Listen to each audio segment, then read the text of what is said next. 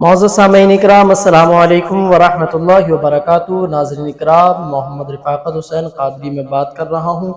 آج سورہ یاسین شریف کے بارے میں۔ بارہ آپ سورہ یاسین شریف کے بارے میں سنتے ہیں اور اس کے بارے میں سنتے آ رہے ہیں، ہم آپ کو بتا رہے ہیں۔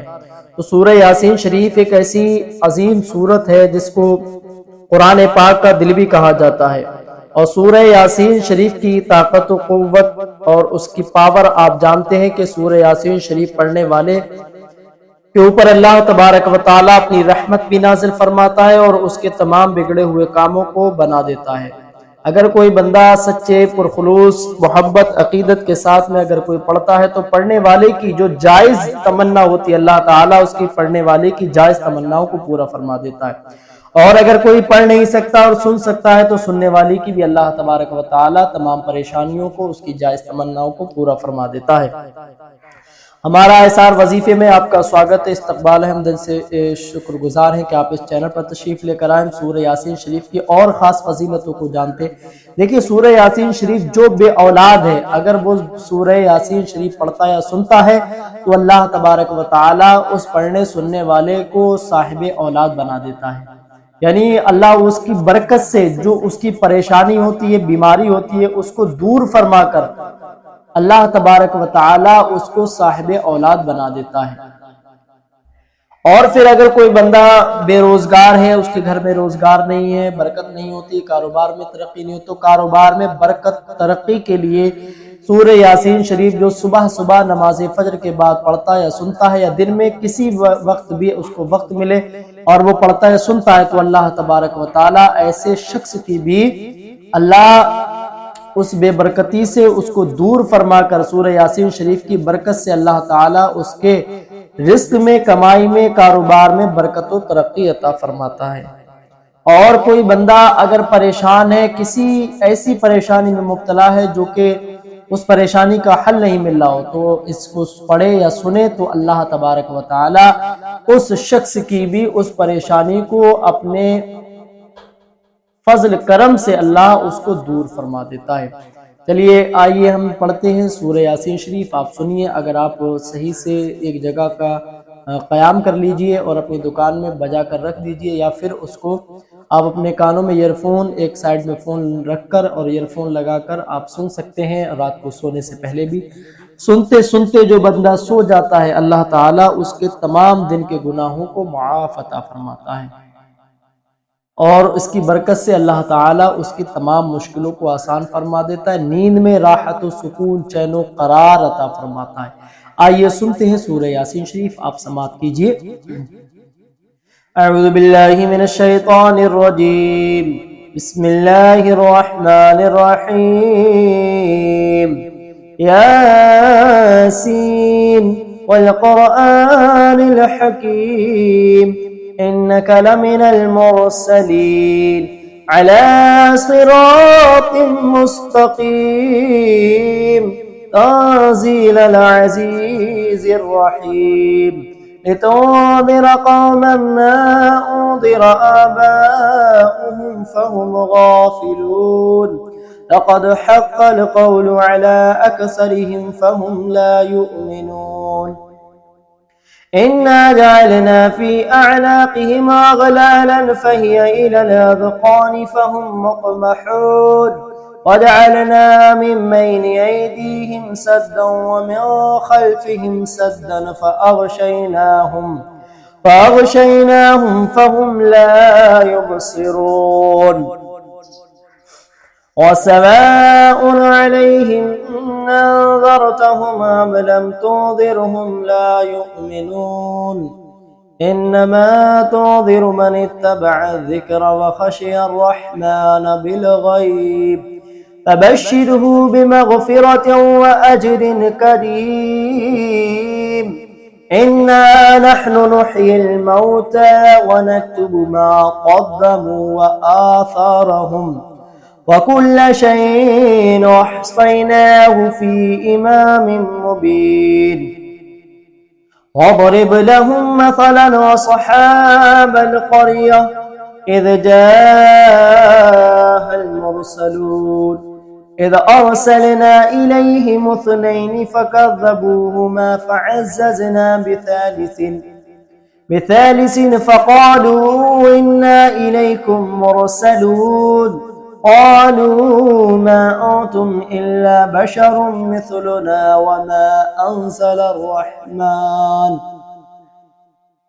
وما أنزل الرحمن من شيء إن أنتم إلا تكذبون قالوا ربنا يعلم إنا إليكم لمرسلون وما علينا إلا البلاغ المبين قالوا إنا تطيرنا بكم لئن لم تنتهوا لنرجمنكم وليمسنكم منا عذاب أليم قالوا طائركم معكم أئن ذكرتم بل أنتم قوم مسرفون وجاء من أقصى المدينة رجل يسعى قال يا قوم اتبعوا المرسلين اتبعوا من لا يسألكم أجرا وهم مهتدون وما لي لا أعبد الذي فطرني وإليه ترجعون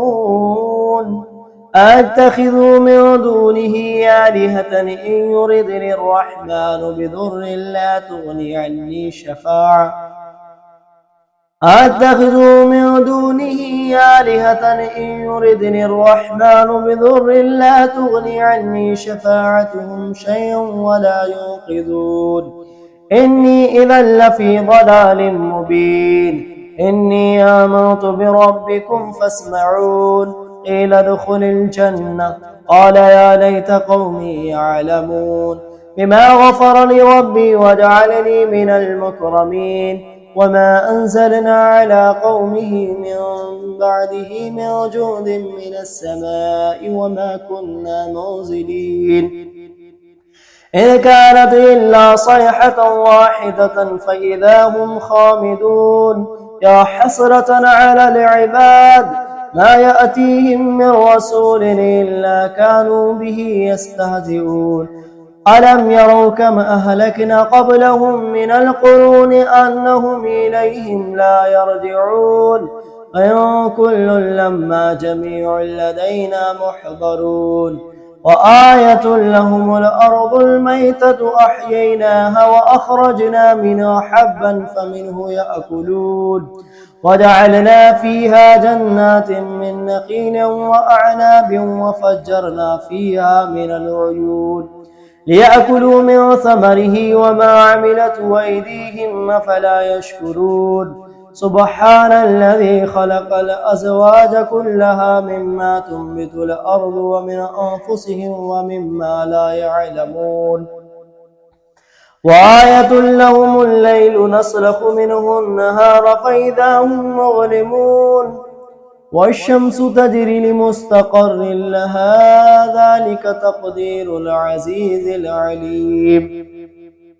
والقمر قدرناه منازل حتى عاد كالعرجون القديم لا الشمس ينبغي لها أن تدرك القمر ولا الليل سابق النهار وكل في فلك يسبحون وآية لهم أنا حملنا ذريتهم في الفلك المشحون وخلقنا لهم من مثله ما يركبون وإن نشأ نغرقهم فلا صريخ لهم ولا هم ينقذون إلا رحمة منا ومتاعا إلى حين وإذا قيل لهم اتقوا ما بين أيديكم وما خلفكم لعلكم ترحمون وما تأتيهم من آية ربهم إلا كانوا عنها معرضين وإذا قيل لهم انفقوا مما رزقكم الله قال الذين كفروا للذين آمنوا ونطعم من لو يشاء الله وطعمه إن أنتم إلا في ضلال مبين ويقولون متى هذا الوعد إن كنتم صادقين ما ينظرون إلا صيحة واحدة تأخذهم وهم يخصمون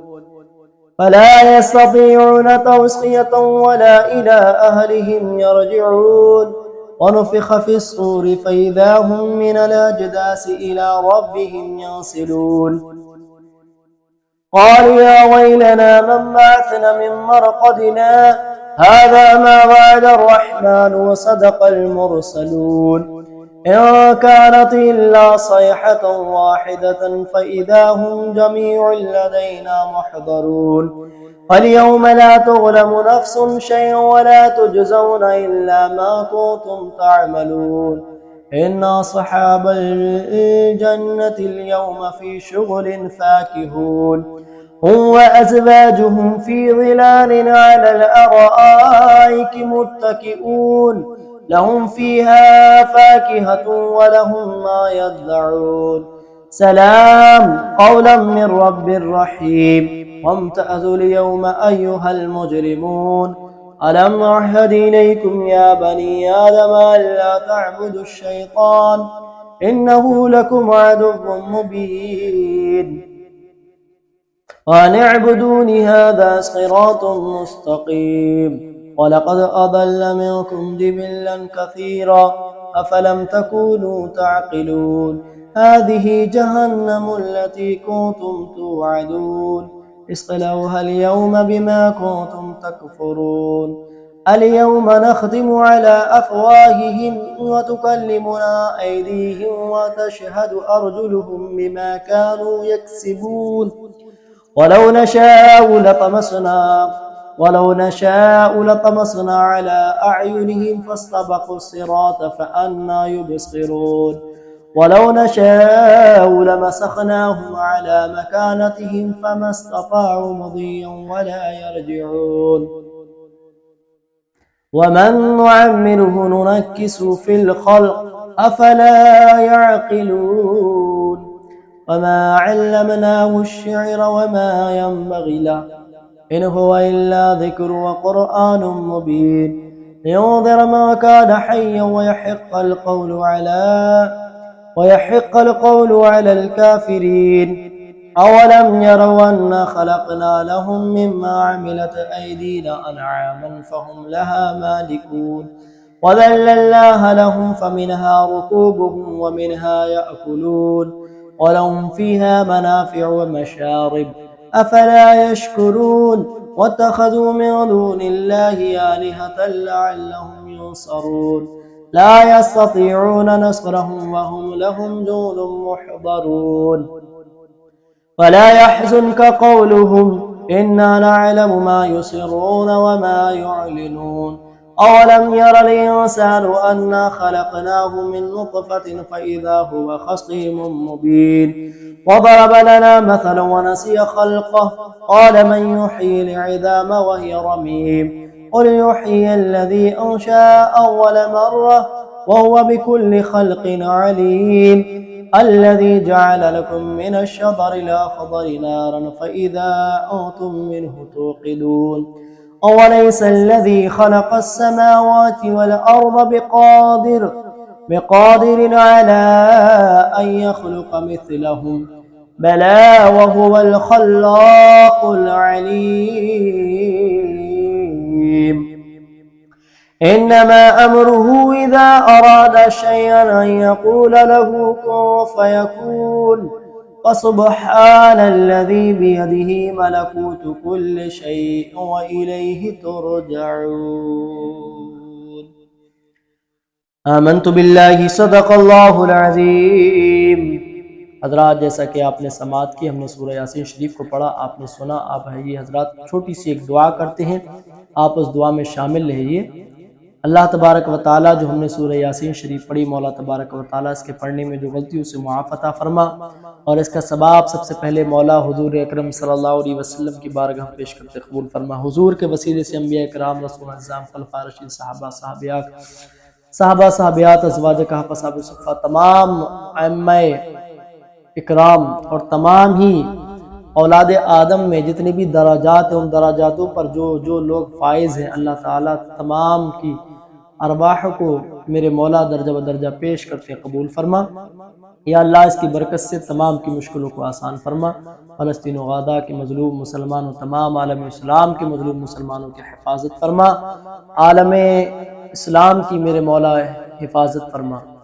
یا اللہ ملک ہندوستان میں امن و امان عطا فرما، سب کو ایک ساتھ رہنے کی توفیق عطا فرما، بھائی چارے کے ساتھ زندگی گزارنے کی توفیق عطا فرما، بھید بھاؤ سے سب کی میرے مولا حفاظت فرما، ایک دوسرے کے مذہب کی عزت کرنے کی توفیق عطا فرما۔ یا اللہ جس نے سنا اس سب کے کاروبار میں، دکان و مکان میں، رزق میں، کمائیوں میں خیر و برکت کے نزول فرما، ان کے والدین کو عمر طویل عطا فرما۔ یا اللہ جن کے دکانوں میں گراہک نہیں آتے ان کے دکانوں میں گراہکوں کی لین عطا فرما، یعنی ان کے کاروبار میں برکت ترقی عطا فرما۔ یا اللہ سب کے رزق میں، کمائیوں میں خیر و برکت کے نزول عطا فرما، آفات بلایات خطرات سے سب کی حفاظت فرما، سب کی ایمان، عقیدے، جان، مال، عزت، آبرو، والدین، کاروبار، دکان و مکان سب کی حفاظت عطا فرما۔ یا اللہ ہم سب کا خاتمہ بالخیر عطا فرما، ہم سب کا خاتمہ بالخیر عطا فرما۔ الہی رنج و غم کافور کر دے، یہ سینہ نور سے معمور کر دے، نبی کی کالی زلفوں کے تصدق سیاہی ہم سب کے دل کی دور کر دے، جب دم واپسی اللہ لب پر لا الہ الا اللہ محمد رسول اللہ۔